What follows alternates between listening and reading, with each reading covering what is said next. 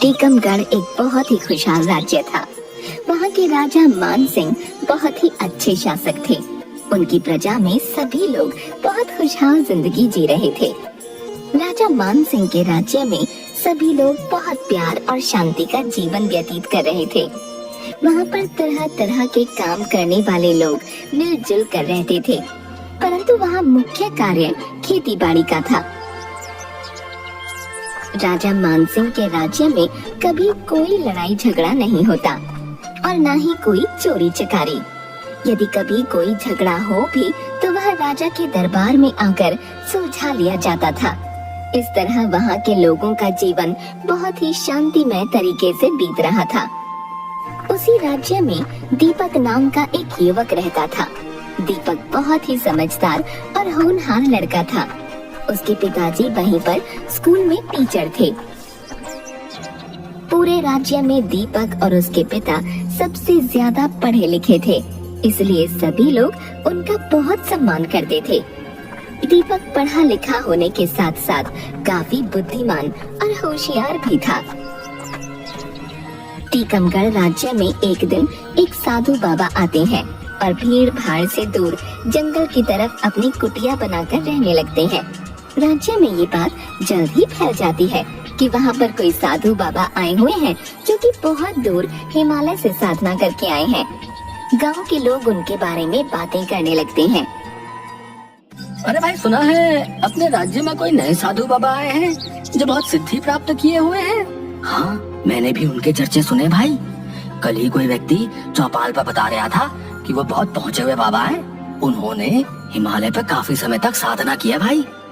वो किसी भी राज्य या गांव में थोड़े दिनों के लिए ठहरते हैं और फिर आगे चले जाते हैं।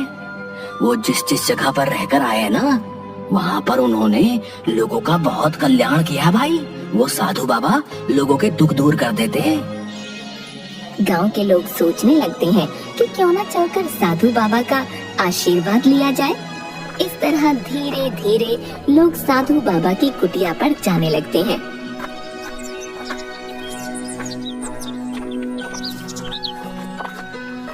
और वहाँ धीरे धीरे भीड़ बढ़ने लगती है। बाबा कुछ बोलते नहीं थे, वह केवल ध्यान में बैठे रहते थे और उनके साथ उनका एक शिष्य था जो लोगों की परेशानियां साधु बाबा को बताता और सभी लोगों को प्रसाद बांटता। बाबा, मैं बहुत परेशान हूँ। मेरी बीवी बहुत सालों से बीमार है, वो चल फिर भी नहीं सकती। आप उसके लिए प्रसाद दे दें ताकि वो ठीक हो जाए। साधु बाबा का शिष्य रघुई लोगों से बात करता और उन्हें प्रसाद देता था। लो, ये प्रसाद ले जाओ और अपनी बीवी को खिला देना। कुछ ही दिनों में वो बिल्कुल स्वस्थ हो जाएगी। इस तरह लोगों की समस्याएं सुनकर बाबा का शिष्य रघु लोगों को प्रसाद बांटता। कुछ लोगों की समस्याएं बाबा के आशीर्वाद से खत्म भी हो गईं। इस वजह से उस राज्य के लोगों का विश्वास साधु बाबा में बढ़ने लगा और देखते ही देखते कुछ ही दिनों में वहाँ अच्छी खासी भीड़ लगने लगी। दीपक ने भी उस साधु बाबा के चर्चे सुने और अपने पिताजी से कहने लगा, पिताजी, क्या आपने सुना है? हमारे राज्य में एक साधु बाबा आए हैं। यहाँ के लोग उन पर काफी आस्था दिखा रहे हैं, पर मैं ये सब नहीं मानता। देखो बेटा, ये तो गांव वालों की आस्था की बात है। अब लोगों को साधु बाबा पर विश्वास हो गया है तो वो लोग अपना दुख दर्द सुनाने वहाँ जाते हैं। हर एक व्यक्ति का अपना विश्वास होता है। हम उनकी इस आस्था पर कोई सवाल नहीं उठा सकते। जिन लोगों को वहाँ जाना अच्छा लगता है उन्हें जाने दो। इसी तरह कुछ दिन बीत गए। एक दिन उस राज्य के साहूकार के घर चोरी हो जाती है। साहूकार वहाँ का काफी पैसे वाला व्यक्ति था। उसके घर से अच्छी खासी रकम और गहने चोरी हो जाते हैं।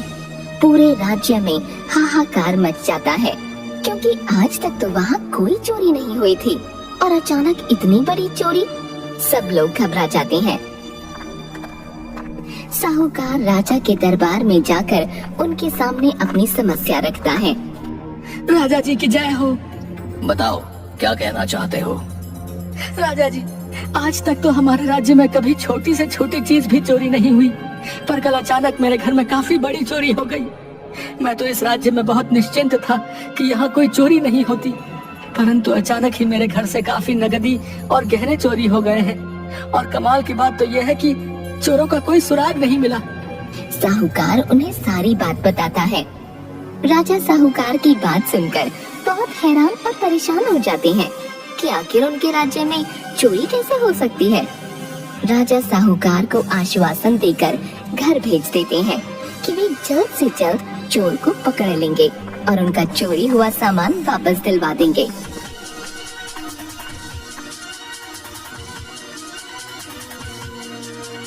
परंतु अगले ही दिन गांव के जमींदार के घर चोरी हो जाती है। अब तो सारे राज्य में ये बात आग की तरह फैल जाती है। टीकमगढ़ में सभी पैसे वालों के यहाँ चोरी हो रही है। राजा ये सब सुनकर बहुत परेशान हो जाते हैं और अपने मंत्रियों से कहते हैं, ये सब क्या हो रहा है हमारे राज्य में? आज तक जहाँ एक छोटी सी भी चोरी नहीं हुई, वहाँ लगातार इतनी बड़ी बड़ी 2 चोरियाँ। आखिर ये सब कौन कर रहा है? इसका पता लगवाओ। जी राजा जी, हम पूरी कोशिश कर रहे हैं, परंतु चोर का कोई सुराग नहीं मिल पाया। हम लगातार कोशिश में लगे हुए हैं कि चोर जल्द से जल्द पकड़ा जाए। इसी तरह दिन बीतने के साथ साथ हर दूसरे नए दिन पर एक के बाद एक नई चोरी होने की घटना होती रहती है। सभी लोग बहुत कोशिश करते हैं, परंतु चोर पकड़ा नहीं जाता। राज्य में सभी लोग बहुत परेशान और डरे हुए से दिखते हैं कि आखिर ये हो क्या रहा है। उस राज्य में ऐसा कौन चोर घुस आया है जो बेखौफ होकर एक के बाद एक चोरी कर रहा है और पकड़ा भी नहीं जा रहा। आखिरकार राजा बहुत परेशान हो जाते हैं। अपने मंत्रियों से कहते हैं कि जल्द से जल्द कुछ करें।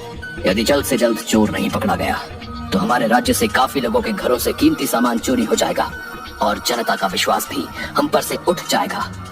तभी एक मंत्री कहता है, राजा जी, अगर आप बुरा न माने तो हम गांव के दीपक को बुलाकर उसकी मदद ले सकते हैं। वो एक पढ़ा लिखा समझदार युवक है। उसने काफी लोगों की बहुत सी समस्याएं सुलझाई हैं। यदि आप कहें तो उसे बुलवाकर उसकी मदद ली जाए। तो सोच क्या रहे हो? जल्द से जल्द दीपक को यहाँ बुलाओ और उसे मदद के लिए कहो।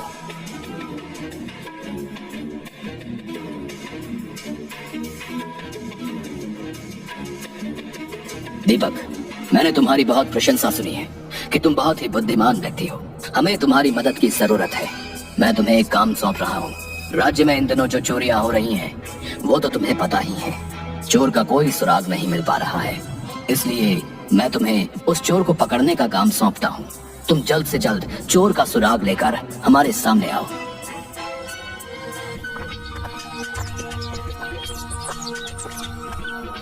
दीपक राजा की आज्ञा मानकर वहाँ से निकल पड़ता है और घर जाकर इस बारे में काफी सोचता है।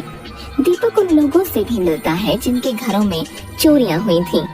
काफी बातचीत और छानबीन के बाद उसे पता चलता है कि जिन लोगों के घरों में चोरियां हुई हैं, वे सभी साधु बाबा की कुटिया पर आशीर्वाद और प्रसाद लेने गए थे। बस दीपक के दिमाग में ये खटकता है कि हो ना हो इसमें साधु बाबा का जरूर कोई हाथ है और उन्हीं के यहाँ आने के बाद चोरियां शुरू हुई हैं। बस फिर क्या था, दीपक इस बात की तह तक जाने की सोचता है। अगले दिन दीपक साधु बाबा की कुटिया पर जाता है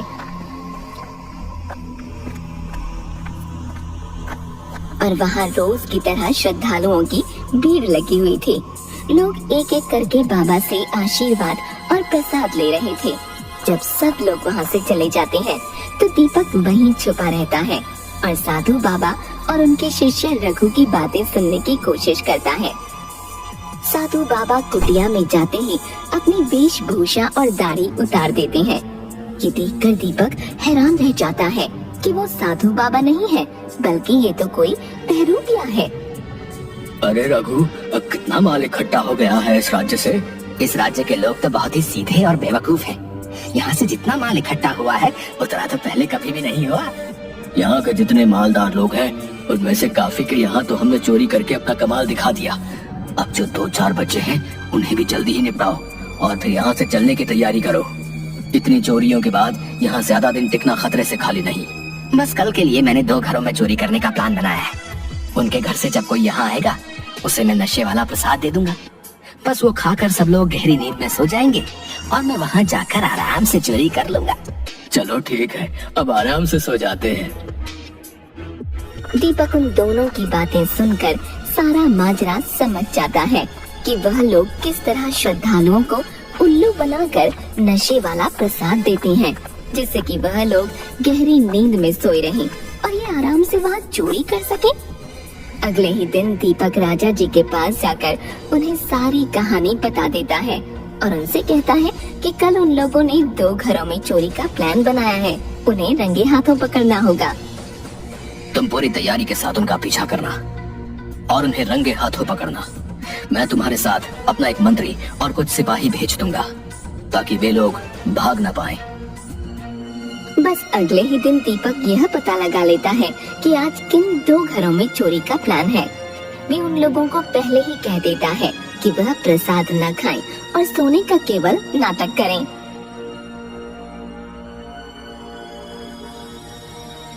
वो लोग ऐसा ही करते हैं। सन्नाटा देखकर बाबा और रघु पहले एक घर में घुसते हैं। दीपक उनका पीछा करता हुआ वहीं घर के बाहर खड़ा हो जाता है।